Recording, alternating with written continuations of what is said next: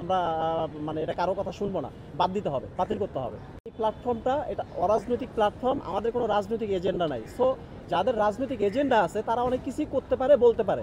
So আমরা এটা তাদের সাথে একমত না। যারা এটাকে ধন্যবাদ জানিয়েছে অথবা স্বীকৃতি দিয়েছে, আমরা তাদের সাথে একমত না। আমরা মানে এটা কারো কথা শুনবো না, বাদ দিতে হবে, বাতিল করতে হবে।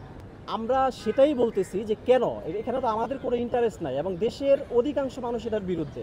সেক্ষেত্রে সরকার মানে একটা স্বৈরাচারী মনোভাব নিয়ে সে একক সিদ্ধান্তে এটা জাতিসংঘের মানবাধিকার কার্যালয়ে অনুমোদন দিতে পারে না। এবং আমরা দেখেছি গত সরকারের আমলে কিন্তু বলেছি আমরা যে গত সরকারের আমলে জাতিসংঘের মানবাধিকার কার্যালয় ছিল না, এরপর শরীফ আর গল্পের নামে মানে বিকৃত মানসিকতা ঢোকানোর জন্য চেষ্টা করা হয়েছিল শিক্ষা সিলেবাসের মধ্যে। এখন এইটা হয়েছে, বাংলাদেশে অনুমোদন দিছে। এখন কিন্তু দেশের শিক্ষা ব্যবস্থার ভয়াবহ একটা পরিণতি হবে, সামাজিক অবক্ষয় এমনভাবে বাড়বে, বললাম তো দেশে গৃহযুদ্ধের অবস্থা হবে। সো এইটা বাতিল করতে হবে।